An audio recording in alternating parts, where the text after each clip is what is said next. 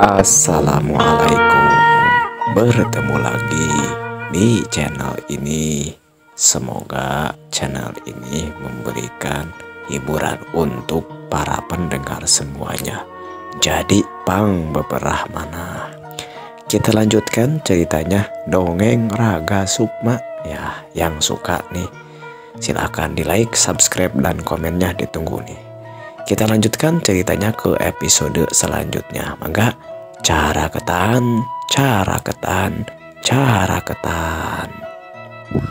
Episode sebelumnya, waktu Sukma sudah berpisah dari si kakek guru dan disuruh untuk menuju sebuah kampung, gitu ya.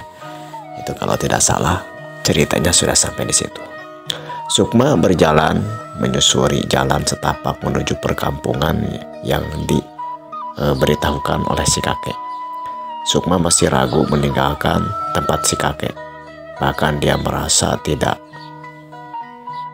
enak karena berpamitan tanpa belum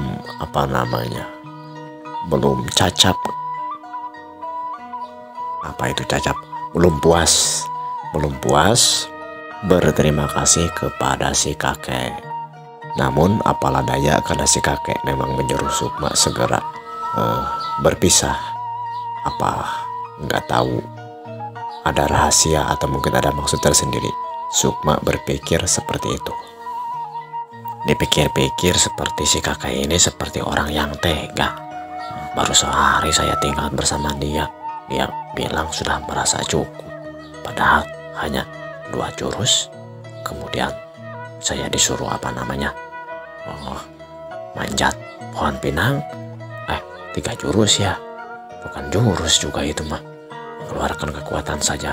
Tapi kata si kakek nanti juga aku akan bisa mengeluarkan kekuatanku sendiri. Terus pesan si kakek, saya harus banyak latihan dan harus bisa menjaga tubuh si Kang Yasa ini. Kalau saya ke kampung saya, menurut kampung itu, saya bingung mau kemana, mau bertemu dengan siapa. Saya juga nggak tahu alamatnya di mana. Nanti salah-salah banyak pertanyaan dan disangkanya saya orang yang jahat atau nggak ada yang percaya sama saya. Coba saya kalau ditanya rumah di mana, nggak tahu di mana rumahnya. Ya udah aja, di sini aja nih. Saya mau tinggal lah. Begitu Sukma dalam pikirannya berpikir dan menimbang-nimbang apa yang harus dia lakukan. Saya harus kemana ini? Sambil terduduk, Sukma terus berpikir. Apa nggak punya golok lagi? Bagaimana saya mau membuat pondok kalau di sini? Terus kalau saya mau, kalau di hutan ini mah tanahnya bisa ditanamin milik bersama kalau di hutan seperti ini. Tapi ini tahun berapa ya? Jangan-jangan ada yang polisi hutan nanti. Kalau ada polisi hutan nanti saya agak apa-apa sih. Itu saya bilang aja saya masih sedang ngebut aja si kakek juga di lebih tengah gunung tadi, tidak apa-apa. Udah aja, saya buat pondok aja di sini. Kalau saya berlatih, saya juga bisa punya waktu untuk lebih leluasa. Kalau makan di sini, ya saya harus cari sumber makanan ini. Jangan terlalu di sinilah, minimal dekat dengan tempat air. Tapi menurut orang yang suka suka bepergian panjat gunung gitu ya, apa itu namanya? Pendaki gunung itu, kalau di dekat sumber air seperti ini katanya suka ada banyak ular. Berarti saya tidak boleh terlalu dekat, tapi juga tidak boleh terlalu jauh. Nggak harus tetap nyari tempat yang cocok nih. Kalau mau bertanam tanaman, kalau ada syukur-syukur yang sudah ada makanan yang bisa dimakan, misalnya pisang ataupun buah-buahan yang lainnya. Sambil jalan-jalan sambil nyari, sambil ngelatih. Aku mau melatih lompat, aku mau melatih tatarekelan ataupun manjat pohon. Iya ya, aku coba sambil berlatih, sambil nyari-nyari tempat. Setelah Sukma berpikir seperti itu, kemudian dia berlari sambil melatih langkah-langkahnya. seperti ini lari. Hup, hup, hup, hup. Berlari sekuat tenaga. Sampai-sampai dia sekeras-kerasnya. Dalam pandangan manusia biasa, dia akan berlari terlihat begitu cepat, melebihi kecepatan manusia pada umumnya. Dia merasa sakit kakinya. Kemudian dia tersungkur. Aduh, sakit. Sakit, kenapa sakit? Biasanya aku tidak merasa sakit. Oh, tunggu, kata si kakek. Aku harus sayang kepada tubuhku, yaitu tubuh si Kang Yasa ini. Oh, berarti kalau Kang Yasa manusia biasa mungkin tidak akan secepat itu, kecuali dia harus latihan dulu. Ya wajar aja sih, emang saya manusia ya. Sukma berjalan menyusuri tempat-tempat yang dianggapnya enak untuk menjadi tempat tinggal. Setelah dirasa cukup, dia mendapatkan suatu tempat yang tidak jauh dari sumber mata air, tempat yang agak landai. Kemudian di sana juga sudah terdapat beberapa pohon buah yang suka berbuah, seperti buah pisang, buah pepaya, termasuk pohon kelapa ataupun pohon nipah. Kayaknya di sini tempatnya enak nih. Sepertinya juga tidak terlalu tidak terlalu seram dan juga tidak terlalu agak terang gitu, bisa terpapar cahaya matahari. Bagaimana caranya? Saya harus buat pondok nih. Aduh, iya, kata si kakek juga. Kalau aku memikirkan sesuatu itu, aku bisa mendapatkannya. Walaupun dengan tubuh si Asa ini, yang penting aku sedang meraga sukma. Bagaimana ya keadaan tubuhku yang asli ya? Saya coba keluar dari tubuh Kang Yasa ini. Tapi kalaupun keluar, paling hanya keluar saja. Tubuh Kang Yasanya tetap seperti ini. Karena kemarin juga seperti pingsan. Tapi aku coba dulu aja. Kemudian Sukma mencoba keluar dari tubuh Yasa. Berhasil dia keluar dari tubuh Yasa. Namun berbeda dari biasanya, Sukma ketika sudah keluar, biasanya dia melihat tubuhnya tetap dalam posisi terduduk. Tubuh Yasa ini seperti lemas dan tertidur pulas. Kenapa sih Yasa seperti ini? Kang Yasa seperti ini? Kalau saya kayaknya setengah nggak sadar kalau saya ketika dalam dunia nyata. Kemudian dulu juga ketika sekolah saya bisa tetap beraktivitas, kalau walaupun sayanya keluar, Sukmanya keluar. Kalau kayak saya ini seperti pingsan. Sepertinya memang jiwanya tidak ada. Kalau begitu, ketika aku di dunia nyata, mungkin jiwaku juga masih ada ya. Aku masih bisa hidup dalam kehidupan normalku. Hanya saja sukmaku saja yang keluar dari jasadku, dari ragaku. Aku jadi gak jelas ini. Saya bisa seperti ini, tapi sebenarnya enggak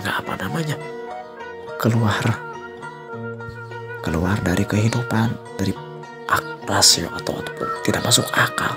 Tapi menurut sosok yang mengatakan kepadaku juga ini berbeda.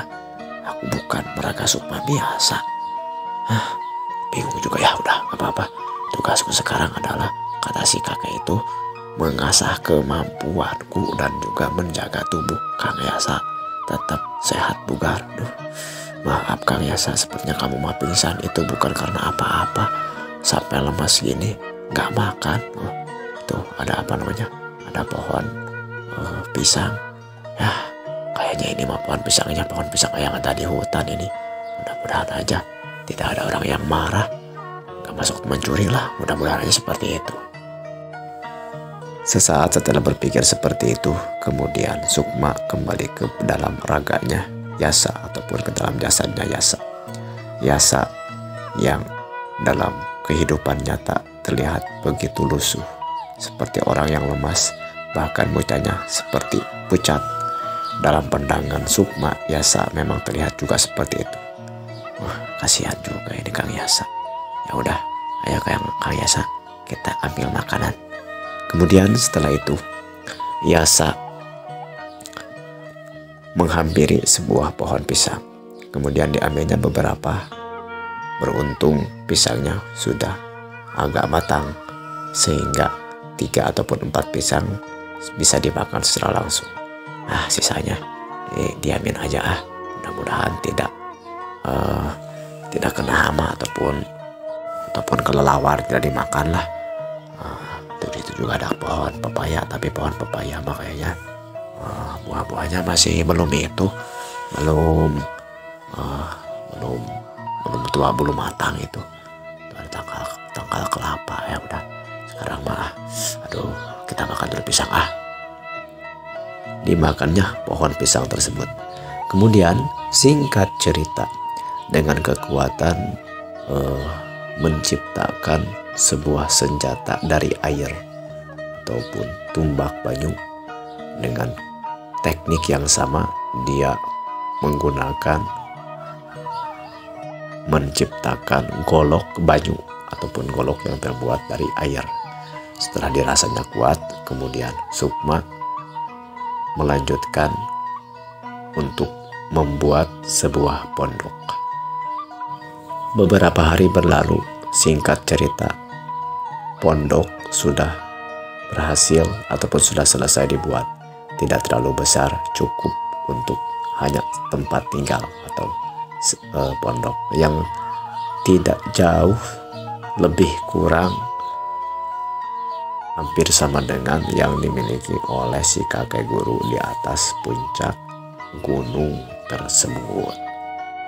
Hari-hari berikutnya, Sukma sudah mulai bisa mengatur makanan untuk makannya sehari-hari. Biasa bisa mengatur pola hidupnya dengan agak lebih layak. Beruntung juga di beberapa tempat tidak jauh dari tempat itu sudah ada perkebunan, mungkin milik warga sekitar yang sudah berkebun di sekitaran pinggir hutan tersebut. Dilihatnya ada kebun jagung dan kebun singkong. Pertama-tama Sukma tidak berani untuk mencuri atau singkong ataupun jagung. Dia hanya mengambil beberapa batang pohon singkongnya, kemudian dia tancapkan. Ini kan negara kita itu negara subur makmur. Nanam tongkat saja seperti batang pohon singkong ini akan berbuah menjadi makanan. Mungkin berbulan-bulan nanti ini akan berbuahnya, tapi sementara saya bisa makan pisang ataupun pepaya ataupun kelapa, yang penting bisa dimakan lah. Kalaupun memang sudah nggak ada makanan, ya mungkin saya masuk ke dalam sana ngambil kayu bakar seperti mungkin ada orang yang membutuhkan atau apa saja. Kalau ada jagung ini nanti kalau sudah mulai mau panen, saya juga bisa ikut. Kalaupun saya bertanya, bilang aja saya lagi cucunya si kakek lagi kesini mau ikut mau ikut kuli lah. Yalah, seperti itu aja lah. Setelah berpikir seperti itu, selanjutnya hari-hari dijalani oleh Sukma yang dalam tubuh Yasa dengan cukup mapan. Di sela-sela tersebut, Sukma melatih dirinya, melatih kekuatan tubuhnya. Pertama-tama dia berlari, mencoba tubuhnya untuk berlari. Kemudian dia berlatih melompat sampai lompatannya bisa sejauh 2 meter sampai 5 meter. Selanjutnya dia juga berlatih untuk memanjat pohon, dari pohon yang satu ke pohon yang lainnya, dari ranting yang satu kepada ranting yang lainnya. Beruntung di hutan tersebut tidak banyak orang yang berlalu lalang ataupun tidak ada kegiatan warga sekitar. Memang di pinggiran hutannya tidak terlalu terang, masih banyak pepohonan juga. Sukma juga mengatur kegiatannya sehingga tidak sampai terlihat oleh orang-orang yang mungkin saja ada di sekitaran hutan tersebut. Sukma yang memang memiliki kekuatan ataupun kemampuan bisa awas ataupun bisa melihat dari kejauhan. Ia bisa menyadari kalau mungkin ada orang di sekitar dia, sehingga dia bisa menyesuaikan kegiatannya sehingga tidak dicurigai oleh orang-orang di sekitar tempat tersebut. Kalaupun ada orang di sekitar tempat tersebut. Nah, dalam kisah ini ceritanya ditunda dulu. Ada cerita yang lainnya. Kurang tunda lampahan ataupun keadaan kegiatan sukma dalam jiwanya Yasa yang selain dia bisa makan sambil juga dia berlatih kemampuan secara dohir, kemampuan tenaga ataupun olahraga, olah jiwa, olah tubuh lah.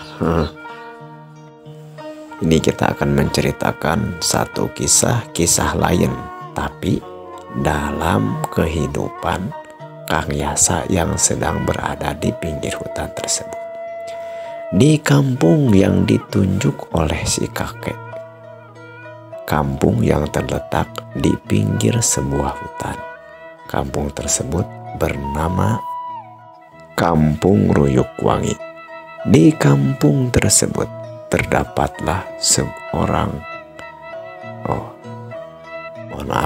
terdapatlah masyarakat yang memang gemah ripah loh jenawi. Tidak kurang sandang pangan dan papan, termasuk juga perkampungan yang aman dari segala ancaman mara bahaya. Kampung yang memang sebagaimana umumnya di daerah Tatar Sunda yang bisa disebut selalu aman, bahkan sejak zaman penjajahan dahulu. Di tanah Sunda jarang terdengar peperangan ataupun keributan. Bahkan ketika pun dijajah, para penjajah selalu melakukan pendekatan yang humanis kepada orang-orang Sunda. Walaupun demikian, bahasa kasarnya, sebaik-baiknya juga para penjajah, tetap saja mereka menjajah. Yang pada akhirnya terjadilah pergolakan juga di tanah Sunda. Namun dalam cerita ini bukan akan menceritakan tentang kejadian penjajahan. Cerita ini adalah cerita di suatu masa ketika Yasa sukma berada dalam tubuhnya Yasa. Diceritakanlah di pinggir kampung Ruyukwangi tersebut, di sebuah pesawahan yang luas, ada sebuah pondok ataupun saung tempat para petani suka menunggu lahan pertaniannya. Tempat para bapak tani beristirahat dari sela-sela pekerjaannya. Terdapatlah 2 orang pemuda dan 1 orang lagi laki-laki yang lebih tua dari pemuda tersebut.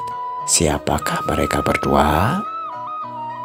Yang pemuda adalah disebut namanya Arya, dan yang agak tua dari dia adalah namanya Bana. Lain Kang Bana, itu ya si Sekarwangi begitu cantik, aku sampai tidak bisa melupakan indahnya. Hihihi, dasar anak muda. Pantai saja dari tadi terlihatnya kamu melamun saja, juragan. Jangan juragan gitu. Ini bagaimana caranya saya suka sama itu si Sekar. Aduh, begitu cantik. Sampai-sampai kalau saya tidur itu suka terbayang-bayang. Aduh, bagaimana ini? Hihihi, wajar saja. Memang dia bunga desa yang bisa menggoda setiap pemuda. Saya juga suka.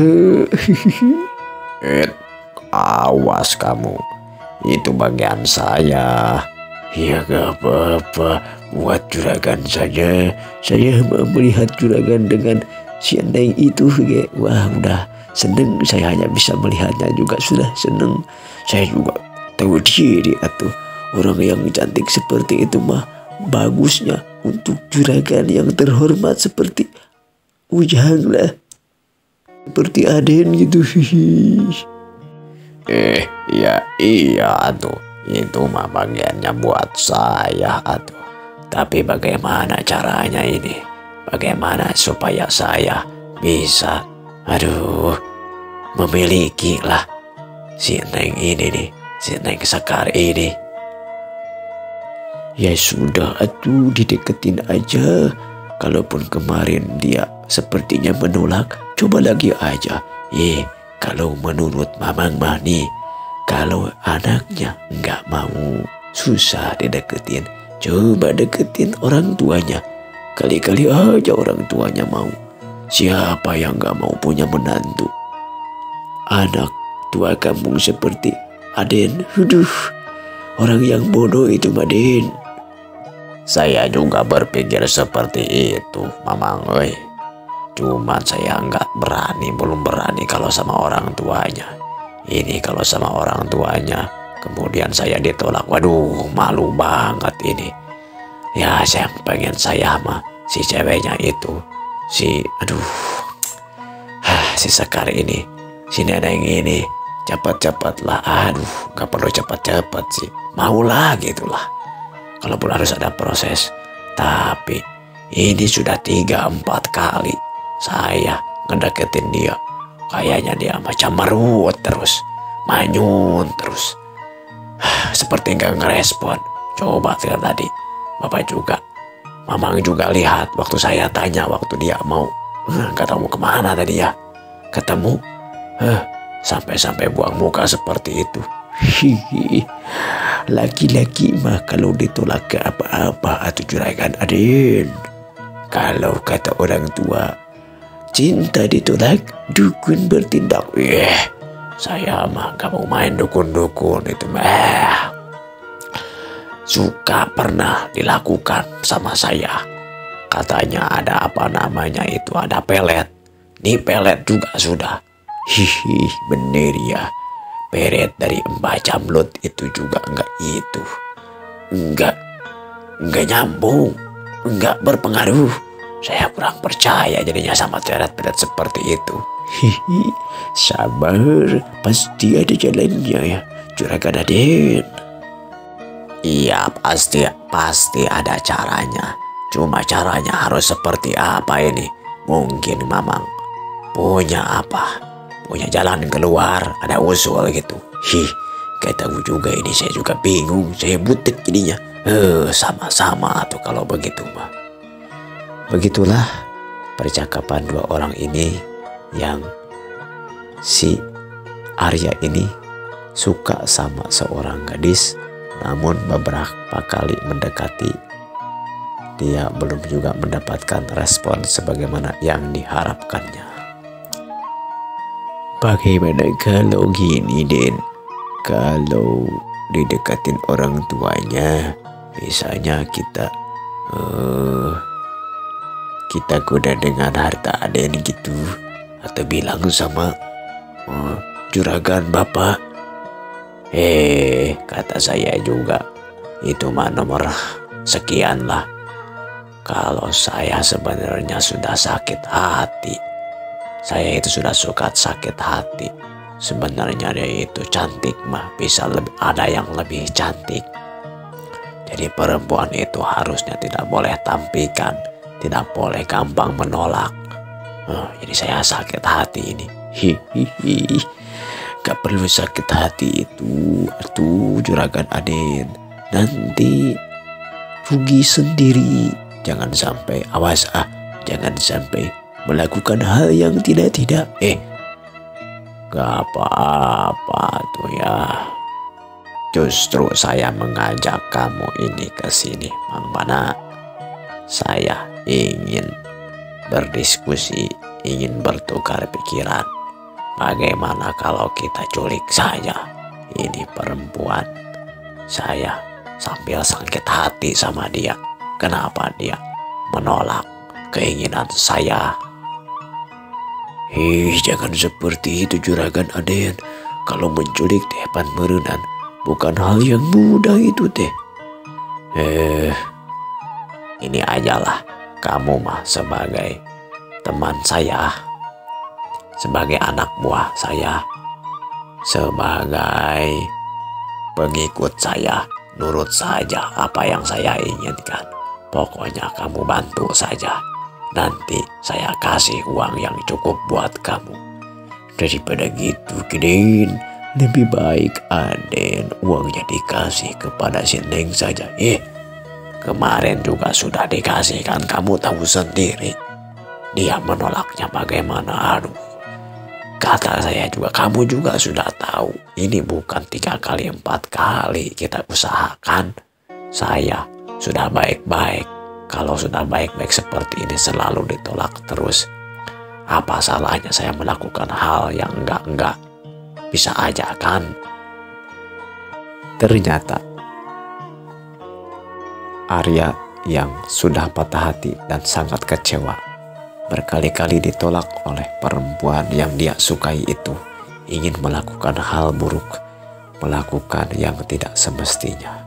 Memang Arya ini walaupun anak seorang yang kayak tokoh, anak tua kampung, punya sifat yang kurang baik, ditambah sama temannya yang juga sama kelakuannya, walaupun tidak sebandel si Arya ini. Sudah, gini aja, nanti malam atau kalau ada kesempatan kita intip-intip. Bagaimana kalau kita, aku akan menculiknya. Kamu juga kalau mau ikut, boleh ikut. Tapi kalau enggak juga, gak apa-apa. Biar aku saya sendiri. Tapi awas, kalau kamu sampai bilang-bilang sama orang lain, kamu tahu akibatnya. Bagaimana, Bana? Kamu paham? Aku, kalau mau sampai menculik gitu, saya juga ragu. Ya udah, kalau kamu gak mau ikut mah sudah saja. Tapi awas, kalau sampai kamu bilang-bilang sama orang lain, kamu tahu sendiri apa akibatnya. Kamu ngebantu tidak, minimal kamu tidak menghalangi apa yang akan aku lakukan. Paham? Ya itu mah terserah juragan Aden lah. Ya udah, kalau gitu mah aku lakukan sendiri saja. Tapi awas, kalau sampai ada terjadi, kamu bilang-bilang sama orang lain, kamu tahu akibatnya. Bana yang menemani Arya ini ternyata tidak mau ikut bersama dengan Arya karena mungkin dia berpikirnya masih panjang ke depan. Sedangkan Arya yang sudah diliputi rasa penasaran, rasa sakit hati, menjadi melakukan perbuatan yang nekat. Kemudian disusunlah dalam pikirannya sebuah rencana. Waktosnya. Semoga cerita ini menjadi hiburan untuk para penyimak semuanya. Kita bertemu lagi di episode selanjutnya. Like, subscribe, komennya ditunggu. Kita bertemu lagi. Permios.